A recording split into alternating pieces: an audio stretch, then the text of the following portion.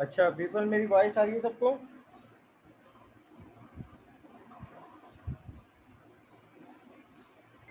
कैसे आ रही?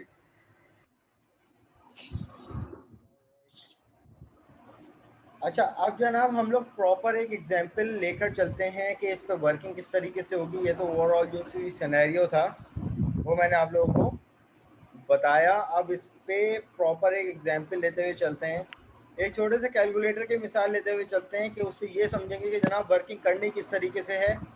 तो यहाँ पर सबसे पहले इस फॉर्म को नाम दे देते हैं, एक लेबल दे देते हैं। हमने यहाँ पर दे दिया कैलकुलेटर, ठीक है।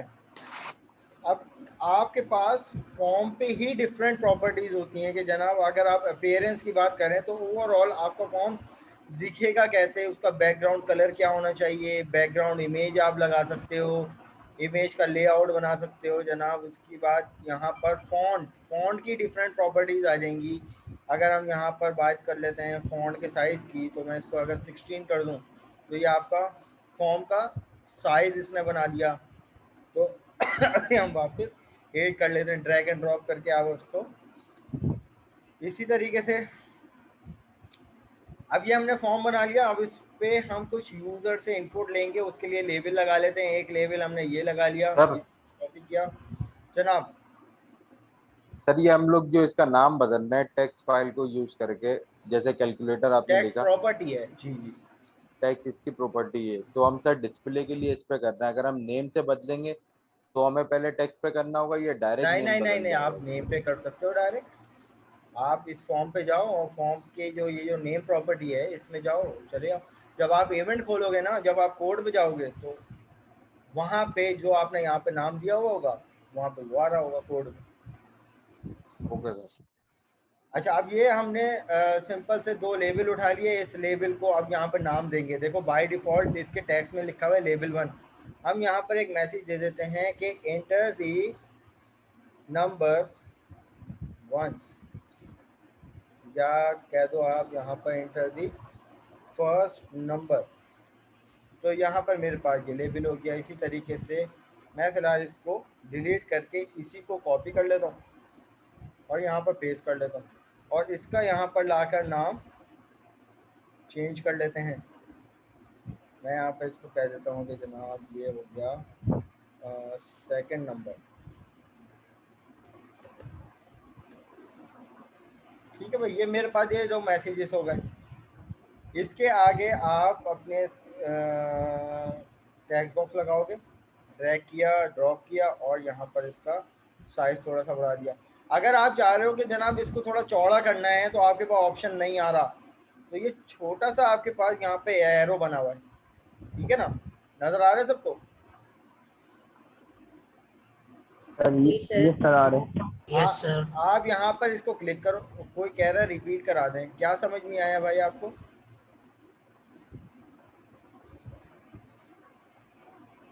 चलो वेल, ये छोटे से क्लिक पे आप यहाँ पे क्लिक करोगे एरो पे, यहाँ पे लिखा हुआ मल्टी लाइन। जैसे आप मल्टी लाइन पे चेक लगाओगे तो ये देखो आपके पास चारों ऑप्शन आ गए।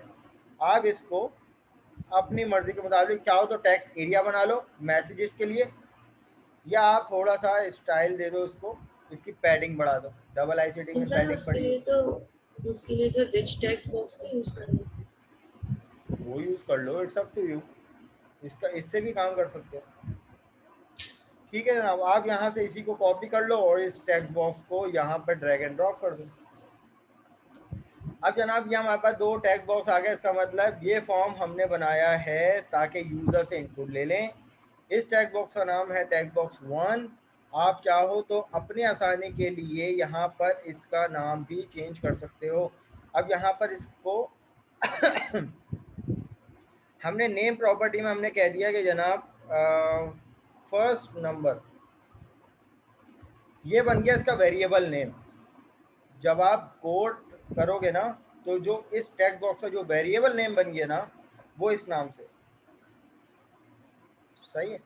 अच्छा आप पार्टिसिपेंट्स में से मैं जिसका नाम कॉल करूं वो मुझे मेरे सवाल का जवाब देगा। कौन है भाई? सिकंदर नवीद, अवेलेबल हो भाई? सिकंदर नवीद। सर मेरा इंटरनेट बहुत इशू कर रहा है। अच्छा, सवाल मेरा आपसे ये है कि वेरिएबल्स का कॉन्सेप्ट क्या था आपकी प्रोग्रामिंग फंडामेंटल में, जल्दी से बताइए शाबाश।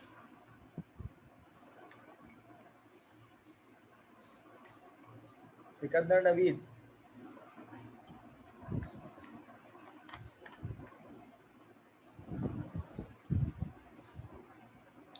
नहीं है बोले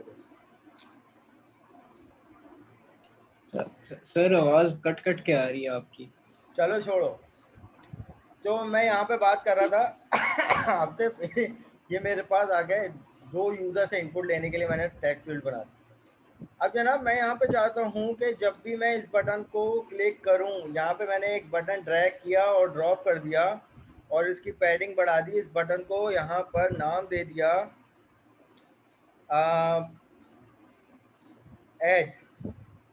एडिशन। इस बटन को नाम दे दिया एडिशन। इसका चाहो तो फॉन्ट बढ़ा लो, और फॉन्ट में जाओगे, इसका साइज 16 सही है। टाइम, इसकी टेक्स्ट स्टाइल भी आप चेंज कर सकते हो फॉन्ट में। तो यहाँ पर हम इसको टाइम्स न्यू रोमन कर देते हैं, इटैलिसाइज। सही है भाई, अब ये थोड़ा सा खूबसूरत हो गया मेरी नज़र। अब जनाब इस यूजर इंटरफेस से आप सबको समझ में आ रहा है कि इसमें क्या काम होने वाला है? कौन बताएगा? हमारा ऑब्जेक्टिव ये है इसमें कि जनाब हम यहाँ पे पहला इनपुट लें, यहाँ पे दूसरा इनपुट लें। चलो अपनी एप्लीकेशन को रन कर लेते हैं। अब ये मेरे पास एप्लीकेशन मेरी रन हो गई। अब यहाँ पे मैं एक्सपेक्ट कर रहा हूँ कि जनाब मैं यहाँ पर एक नंबर दूँ 15, एक नंबर दूँ यहाँ पर 16। जब मैं ऐड बटन को क्लिक करूँ तो मेरा रिजल्ट कहाँ आना चाहिए? अब ये मुझे खुद डिसाइड करना होगा अपनी रिक्वायरमेंट के मुताबिक कि जनाब मैं यहाँ पर एक लेबल लगा दूँ, उसमें डिस्प्ले करवा लूँ। मैं कोई इसी टैग बॉक्स ले लूँ, उसमें डिस्प्ले करवा लूँ। या जैसे अभी मैंने प्रीवियस सेशन में एक डायलॉग बॉक्स जनरेट किया था मैसेज बॉक्स डॉट शो से, आप उसमें भी जनरेट करवा सकते हो। तो ये मेरे पास ऑप्शन है। तो अभी पहला ऑप्शन हम इस्तेमाल कर लेते हैं कि जनाब जब मैं एडिशन के बटन पे क्लिक करूं तो ये दो वैल्यू आपस में सम हो जाएं और डायलॉग बॉक्स में इन दोनों का सम मुझे प्रिंट होके दिख जाए। तो अब मुझे बताइए कि मुझे सारी कोडिंग, लॉजिकल कोडिंग कहाँ करनी पड़ेगी? सर कैलकुलेटर वाले एरिया में, बैकएंड पे। सर form.cs में जाना पड़ेगा। नहीं, जल्दी बताओ। शाबाश, आप सबको पता बटन है। में, बटन में की करनी बैकएंड में पड़ेगी। Very good, excellent. बटन पे करनी पड़ेगी स्क्रीन बोल रही क्योंकि थी कि उस कंसोल की तरफ जाकर डबल क्लिक करके फिर उसके बाद जहाँ पे भी आपको जिसको क्लिक करने के बाद मैसेज बॉक्स शो करना है तो वो तो उसी कंट्रोल के ऊपर डबल क्लिक आप तरीकेकार बता रही है ना, ये तो कोड बता रही हैं आप मुझे।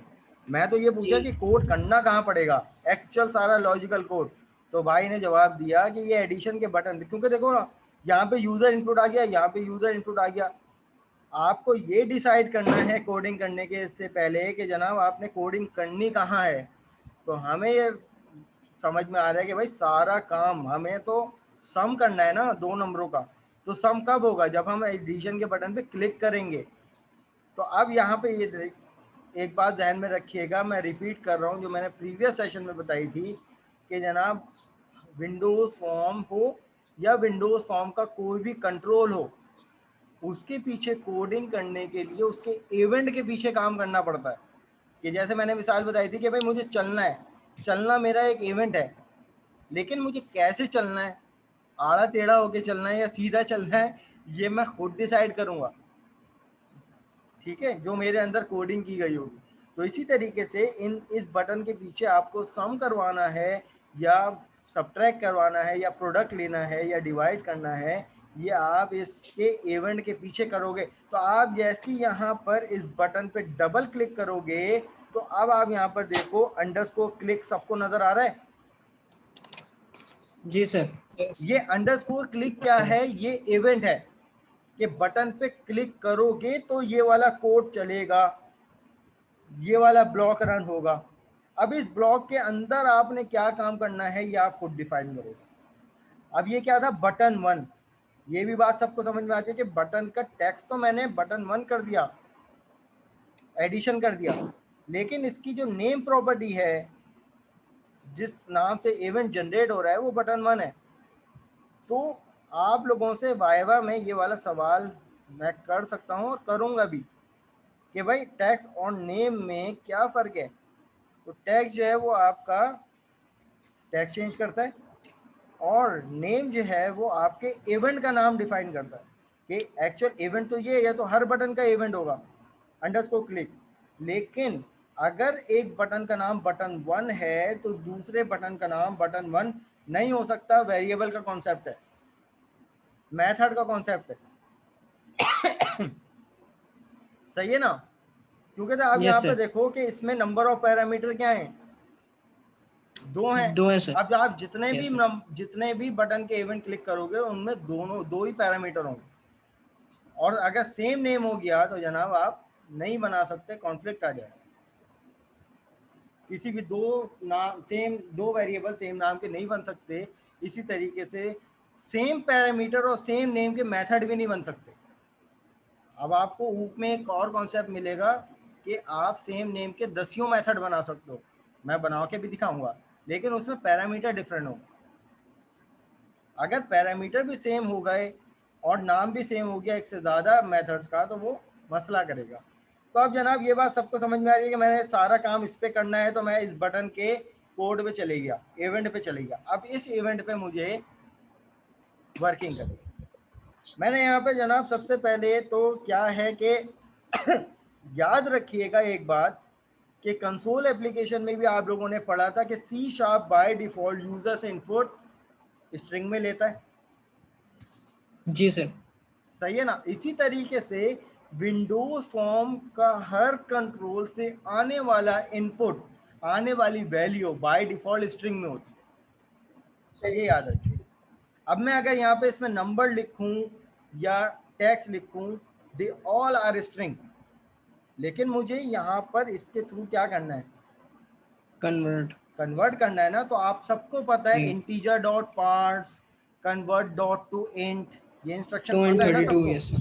तो यस अब सर। यहाँ पर मुझे ये वाला काम करना पड़ेगा। मैंने यहाँ पर सबसे पहले डबल टाइप एक वेरिएबल ले लिया num1 का। अब मैं चाह रहा हूँ इसमें यूजर से इनपुट आएगा, और यूजर से इनपुट कहाँ से आएगा, पहला इनपुट इस टेक्स्ट बॉक्स से आएगा। तो इस टेक्स्ट बॉक्स का नाम क्या है, text box 1 underscore first number. अबे यार इसका नंबर, चलो खैर देख लेना तुम, इसका नाम मैंने स्पेलिंग सही कर लेते हैं, नंबर, ठीक है भाई। और दूसरा इनपुट कहाँ से आएगा जनाब, वो यहाँ से आएगा। तो पहला इनपुट इस टेक्स्ट बॉक्स से आएगा, तो इस टेक्स्ट बॉक्स का नाम क्या है, ये है। तो जहन में रखिएगा, अगर मैं यहाँ पे लिख दूँ text box 1 dot first number dot text, तो it will give the error. कौन बताएगा ये एरर क्यों आ रहा है? सर आपने तो हाँ बताइए, मैंने अभी बताया है क्यों कन्वर्ट एरर नहीं आएगा। सर किया, आपने बताया था कि ये स्ट्रिंग वैल्यू रिटर्न कन्वर्ट करता नहीं और किया ये सर। डबल है। कन्वर्ट नहीं किया सर। सबको पता है माशाल्लाह। तो आप यहाँ पर दो इंस्ट्रक्शन लिख सकते हो, डबल डॉट पार्ट्स की या कन्वर्ट डॉट टू डबल। अब इसके अंदर हम कंसोल डॉट रीड लाइन लिखते थे, तो रीड लाइन क्यों लिखते थे, यूजर से इनपुट लेने सर के वो लिए। इनपुट लेने के लिए। हाँ सही है। तो लेकिन अब यहाँ पर यूजर से इनपुट कैसे लिया जाएगा, टेक्स्ट बॉक्स 1 डॉट टेक्स्ट। ये लो जी, पहले इंस्ट्रक्शन आपकी हो गई कंप्लीट। ये बात सबको समझ में आ रही है? जी सर। ठीक है। जी यहाँ सर। से यूजर इनपुट आएगा, यूजर इनपुट यहाँ से कन्वर्ट होगा डबल में और स्टोर हो जाएगा num1 के वेरिएबल में। इसी तरीके से जनाब आप यहाँ पर डबल टाइप एक और वेरिएबल ले लो num2 के नाम से, और इसमें आप दूसरी इंस्ट्रक्शन लिख दो। मैं दो इंस्ट्रक्शन इसलिए लिख रहा हूँ ताकि रिमाइंड हो जाए, कन्वर्ट डॉट टू डबल, और ये आ जाएगा मेरे पास टेक्स्ट बॉक्स 2 डॉट टेक्स्ट। मैंने इसका नाम चेंज नहीं किया था भाई, समझ जाना, ठीक है। इसका नाम टेक्स्ट बॉक्स 2 ही है यहाँ पर, अगर आप देख लो नेम, ठीक है। तो ये दो इंस्ट्रक्शन हो गई। अब यहाँ तक का तो काम हो गया, दो यूजर से इनपुट आ गए। तीसरा वेरिएबल हमने बना लिया ऐड के नाम से जिसमें मैंने कर दिया num1 को ऐड करवा दिया num2 के साथ। ये काम भी सबको समझ में आता है। अब ऐड भी हो गया इस बटन के पीछे और इसमें वैल्यू स्टोर भी हो गई। अब आखिरी काम हमें करना है कि जब मैं बटन को क्लिक कर रहा हूँ और जो यूजर्स इनपुट आ गए हैं तो जनाब क्या होना चाहिए, मैसेज डिस्प्ले बॉक्स होना हो गई। चाहिए। अब डिस्प्ले करवाने Yes, के sir. 3 तरीक़ेकार थे, 10 तरीक़ेकार हैं। हमने पहला तरीक़ेकार लिया कि भाई मैसेज बॉक्स डॉट शो में मेरे पास डिस्प्ले हो जाए। अब डिस्प्ले क्या हो, ऐड की वैल्यू, लेकिन ये तो Event. एरर दे रहा है। अब इस एरर को कौन सर, वो- रिजॉल्व करेगा? सर मैसेज बॉक्स अभी हमने नहीं बनाया आई गेस। नहीं सर, ये क्या बात हो गई, मैसेज बॉक्स नहीं बनाया, बना तो रहे। अगर आप लोगों को याद सर हो तो शायद ये प्रीवियस स्ट्रिंग की सेशन वैल्यू में शो मैंने करता है। हाँ स्ट्रिंग, मैंने जी, सर। स्ट्रिंग लिया था इसमें तो, और ऐड जो है वो क्या है, डबल वैल्यू। तो मैं यहाँ पर डॉट टू स्ट्रिंग कर दूँ, अब इसको कोई एतराज नहीं होगा। अब मेरा कोड रन होना चाहिए।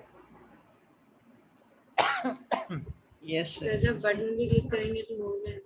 सही है। तो अब यहाँ पे सबसे पहले आपने क्या करना है, जो भी आप काम करो ना, और उसको चेक करने से पहले डायरेक्ट स्टार्ट मत करना, आप पहले बिल्ड करो। सही है, बिल्ड सक्सेसफुल, इसका मतलब कोई एरर नहीं है अभी तक। तो यहाँ पर इसको स्टार्ट करता हूँ। यहाँ पे आया जनाब पहला इनपुट, यहाँ पे आया दूसरा इनपुट, और जब मैंने ऐड किया तो यहाँ पे देखिए मैसेज बॉक्स डॉट शो में 3 और 2 को इसने क्या कर दिया, सम कर दिया और मुझे लाकर डिस्प्ले कर दिया। सही है ना?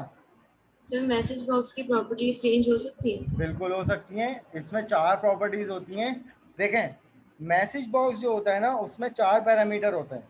एक सर डिस्प्ले पैरामीटर होता है प्रॉपर्टीज। आपका मेथड, आपका जो कि मैसेज जो क्या जिसमें मैसेज आता है, कॉमा लगा के ये यहाँ पे देखो। दूसरा होता है आपकी कैप्शन, कि मैसेज बॉक्स का टाइटल क्या होना चाहिए। मैंने कह दिया कि भाई कैलकुलेशन, ठीक है। उसके बाद कॉमा लगा के यहाँ पर मेरे पास तीसरा ऑप्शन आता है मैसेज बॉक्स बटन डॉट करने के बाद देखो, अब आप लोगों ने बटन्स में देखा होगा कि अबॉर्ट, रीट्राई, इग्नोर का भी बटन आता है मैसेज बॉक्स में, ओके का भी बटन आता है जो कि बाय डिफॉल्ट होता है, ओके जी कैंसिल सर। का भी आता है, जी सर। रीट्राई कैंसिल का भी आता है, यस नो का भी आता है, यस नो कैंसिल का भी आता है। तो हमने जनाब यहाँ पर जो है वो ओके का बटन सेलेक्ट कर लिया। तीसरी चीज़ आती है हमारे पास मैसेज बॉक्स आइकन डॉट करने के बाद आइकन एस्टेरिक आता है, अगर कोई एरर है तो एरर आता है, एक्सक्लेमेशन आता है, इंफॉर्मेशन। तो हमने यहाँ पे फिलहाल इंफॉर्मेशन सेलेक्ट कर लिया। अब ये देखो ये पूरी डिस्प्ले जो प्रॉपर्टी है। अब यहाँ पे मैंने क्या कि भाई ऐड डॉट करने के बाद इसको स्ट्रिंग में कर दिया। तो अब यहाँ पर देखना मेरा डायलॉग बॉक्स इस तरीके से आएगा। मैंने यहाँ पे पहली वैल्यू ली, यहाँ पर दूसरी वैल्यू ली, दोनों को सम करवाया। तो यहाँ पे देखिए लिखा था, एक मिनट, सर इंफॉर्मेशन की वजह से यहाँ आया पे है। देखिए कि लिखा था कि ऐड की क्या वैल्यू, ये वाली वैल्यू। दूसरा पैरामीटर क्या लिखा था, कैलकुलेशन, ये क्या थी, कैप्शन हमारी। तीसरा पैरामीटर क्या था हमारे पास, message box button dot okay, okay का बटन आया। मैसेज बॉक्स डॉट, अब message box icon dot information. तो ये देखो ये एक इन्फॉर्मेशन है ना, कैलकुलेशन उठ के आ रही है। अगर आप यहाँ पर इसको चेंज करना चाह रहे हो तो आप आइकन को चेंज कर दो। अगर कोई एरर मैसेज है, फॉर सपोज मुझे एरर हैंडलिंग करनी है, तो मैंने यहाँ पर इसको एरर लिया। तो अब ये मेरे पास एक एरर जैसा डायलॉग बॉक्स आएगा। 1 वैल्यू दी, यहाँ पर 2 वैल्यू दी, यहाँ पर देखिए, और इसका साउंड भी बिल्कुल चेंज है। तो ये एरर का ऑप्शन आएगा। जी तो सर। ये है कुछ हमारे पास डिस्प्ले प्रॉपर्टी। आप लोगों से वाई में ये वाला सवाल भी हो सकता है, भाई मैसेज बॉक्स डॉट शो जो है वो कितने पैरामीटर रिक्वायर्ड होते हैं उसको प्रॉपर डिस्प्ले करने के लिए। तो आप कहोगे कि सर 4 पैरामीटर रिक्वायर्ड होते हैं। अब मैं पूछूंगा तरतीब से बता दो। तो पहला पैरामीटर आपकी वैल्यू हो गई, दूसरा पैरामीटर आपका कैप्शन हो गया, तीसरा मैसेज बॉक्स बटन हो गया, और चौथा मैसेज बॉक्स आइकन हो गया। ठीक है ना? अब आप यहाँ पर चाहो तो सर दोबारा बता दें 4 पैरामीटर्स। पहला पैरामीटर आपकी वैल्यू हो गई जो आप डिस्प्ले करवाना चाह रहे हो। दूसरा पैरामीटर आपका हो गया कैप्शन, जो कि टाइटल बनेगा उस मैसेज बॉक्स का। तीसरा पैरामीटर आपका बटन आएगा मैसेज बॉक्स। और अब यहाँ पर अगर हम बटन भी अगर चेंज कर लें, मैं यहाँ पर इसको कह दूँ ओके कैंसिल, तो अब ये एरर मैसेज से आज मेरे पास जो है वो मैसेज बॉक्स आएगा डिफरेंट। तो यहाँ पे देखो ओके और कैंसिल का बटन है। इस डायलॉग बटन्स पे भी हम लोग क्या करते हैं, वर्किंग करते हैं कि अगर फॉर सपोज मैंने यूज़र से इनपुट ले लिया, तो यूज़र से इनपुट लेने के बाद यहाँ पर एक कंडीशन हमने दे दी कि फॉर सपोज इफ़ की कंडीशन, और इफ़ के ब्लॉक में हमने इस दोनों कोड को पेस्ट कर दिया। अब यहाँ पे मुझसे कहेगा कि भाई मेरे पास यहाँ पर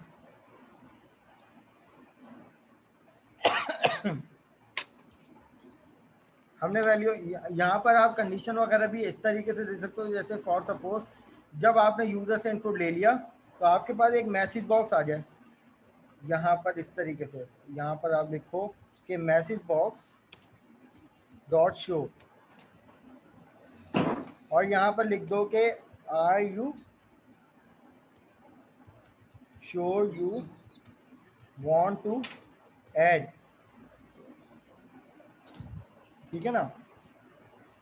और उसके बाद यस सर, और उसके बाद आप यहाँ पे लिखो डॉट, यहाँ पर मेरे पास आ जाएगा एक मैसेज बॉक्स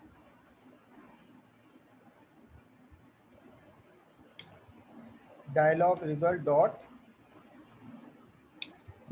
यस।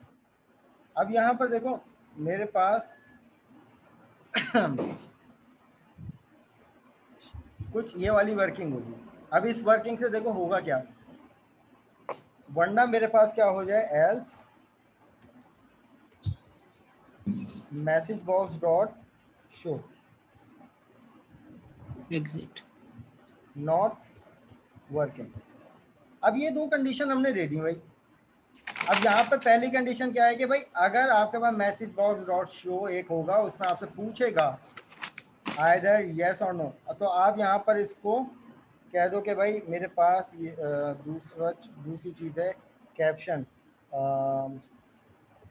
क्वेश्चन, तीसरी चीज़ message box button dot yes और नो,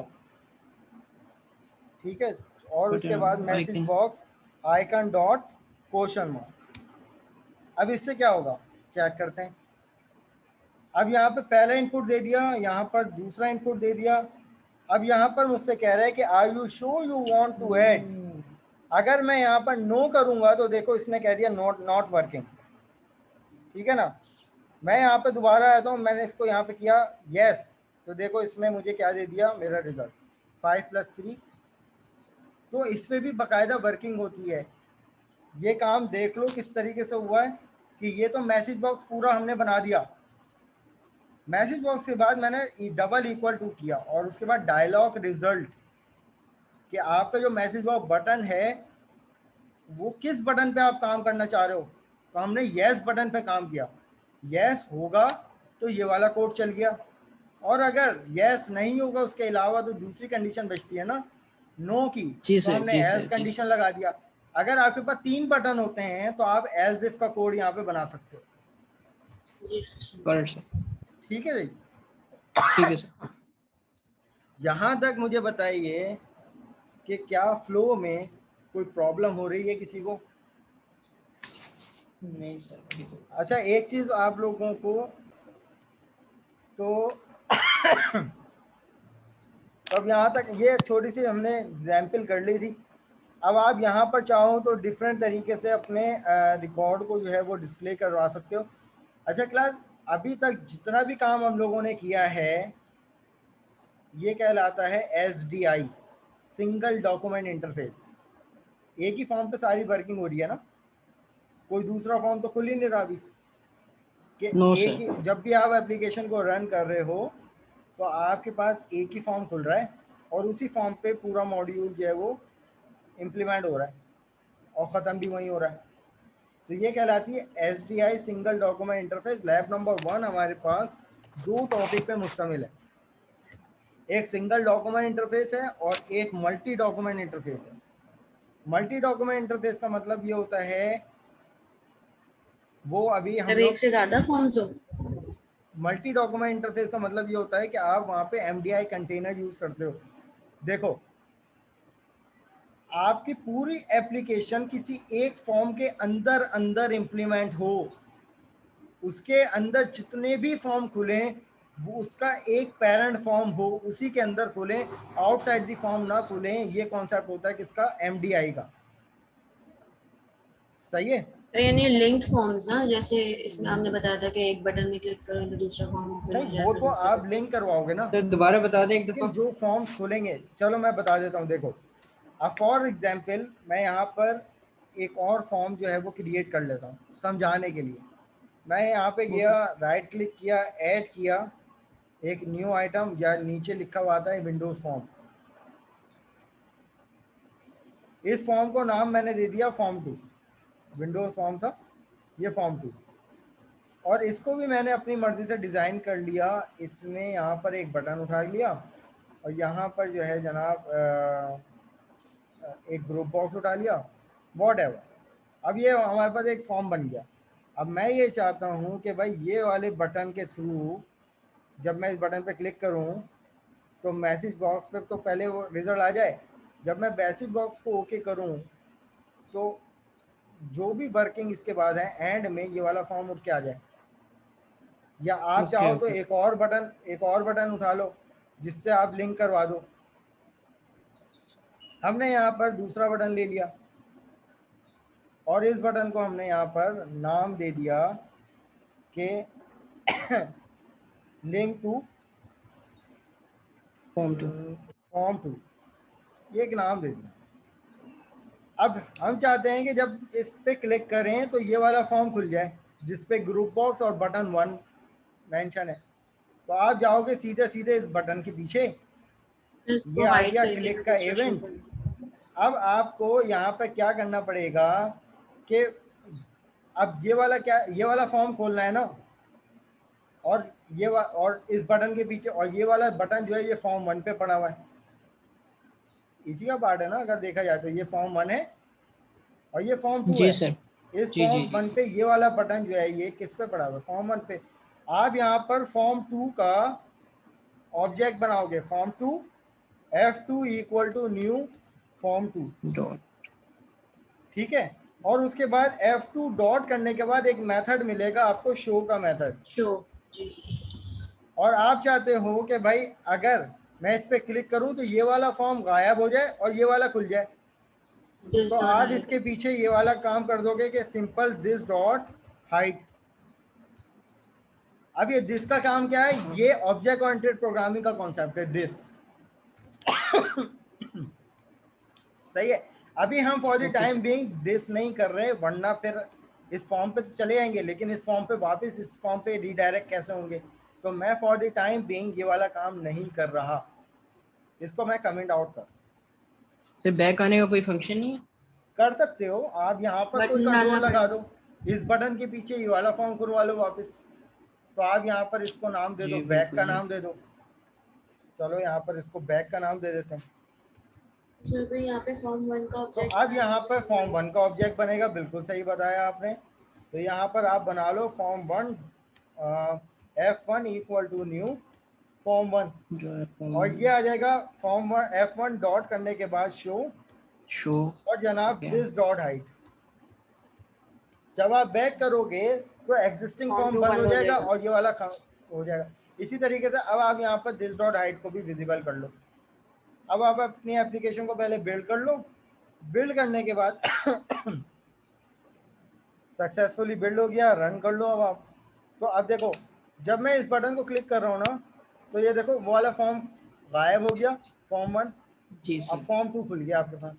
इस बैक पे जब क्लिक करेंगे तो बैक फॉर्म 2 गायब हो गया, फॉर्म 1 वापस आ गया। लेकिन जनाब MDI का जो कॉन्सेप्ट था ना, जो लैब नंबर 1 का सेकंड पार्ट है, वो ये था कि अगर मैं यहाँ पर दिस डॉट हाइड नहीं करता फॉर्म नंबर 1 पे। तो MDI कहता है कि भाई एक ऐसा फॉर्म जिससे खुलने वाले जितने भी फॉर्म होंगे वो इसी फॉर्म के कंटेनर के अंदर अंदर खुलें, बाहर ना जा सकें। जैसे अभी ये बाहर जा रहा है ना इससे, जी सर। MDI क्या होता है कि भाई वो एक सर ये पैरेंट कैसे फॉर्म ऐसा पॉसिबल होता है, पॉसिबल है, MDI का कॉन्सेप्ट लगता है, ठीक है ना। यही मैं बताना चाह रहा था जो आप फॉर्म कह के रही अंदर थी ना फॉर्म। जी, फॉर्म के अंदर फॉर्म, यानी आप इस फॉर्म को कंटेनर फॉर्म बना दो तो और इस पर खुलने वाले जितने भी फॉर्म होंगे वो इसी के अंदर खुलेंगे, आप ड्रैग करके सर बाहर नहीं लेके जा सकते। फॉर्म्स तो ठीक है सेपरेट सर। खुलेंगे ना, फॉर्म तो लेकिन सेपरेट खुलेंगे लेकिन इसी कंटेनर के अंदर खुलेंगे। अगर हम उनकी पोजीशन को फिक्स कर दें तो वो MDI बन जाए। नहीं, फिक्स नहीं करें। MDI के लिए हमें प्रॉपर्टी MDI की यूज़ करनी पड़ती है, अभी आएंगी। अभी तो सिर्फ ये बताया कि MDI का कॉन्सेप्ट है क्या, सही। सही है। उस पर पूरी मेन्यू ठीक है। स्टेप लेकर आप लोगों को वर्किंग करवाई है उसमें, ठीक है। और ओके आप सर। लोगों का जो टास्क है ना लैब नंबर 1 का, वो MDI जी सर। पे ही है। लैब नंबर 1 के टास्क में आप लोगों से कोई कोडिंग नहीं मांगी, सही है, कोई कोडिंग नहीं मांगी लैब नंबर 1 में। सेटअप मांगा है। सेटअप भी नहीं मांगा, सिर्फ आपसे यूज़र इंटरफेस मांगा। अब कैसे मांगा है वो मैं भी एंड में जो है वो बताऊंगा आप लोग, ठीक है। अच्छा भाई, यहाँ पर मीटिंग भी हमारी 3 मिनट की रह गई है और आप लोगों का ब्रेक टाइम हो गया है। ब्रेक लेना है या फिर विदाउट ब्रेक क्लास को फिर ऑफ करें? लेना है सर, लेना है। लेना है ब्रेक, जी सर। चलो ठीक है। फिर अभी 10 बज रहे हैं, तुम लोग जो है वो 10:20 पे दोबारा ज्वाइन कर लो, थैंक यू सर। ठीक है। फिर यहीं से सर एक कंटिन्यू करते क्वेश्चन हैं। था सर। जी जी पूछिए। सर हम ये जो बटन की जो हमने फ्रंट एंड बनाया है, और अगर हम कभी किसी बटन को कॉपी पेस्ट करते हैं तो हमारा पास फ्रंट एंड बैक एंड दोनों कॉपी होंगे या फिर सर सिर्फ फ्रंट एंड आएगा? नहीं, फ्रंट एंड आएगा फिर। फिर सर देखो ना, मैं करके दिखा देता हूँ। मैंने इसको यहाँ से कॉपी किया, यहाँ पे पेस्ट कर लिया, ठीक है। अब मैं फॉर्म 1 पे जाऊँगा ना, तो ये देखो सिर्फ बटन 2 डॉट क्लिक है, जबकि इस बटन का नाम क्या है, इस बटन का नाम है बटन 3। तो फ्रंट एंड पे ही सही है रहा, सर। लेकिन कोड इसका जब तक कि मैं खुद जनरेट नहीं करूँगा तब तक के नहीं होगा। अच्छा एक चीज़ लेकिन और सुनते प्रॉपर्टी जाइए, सेम रहती है ना। प्रॉपर्टी सेम रहेंगी।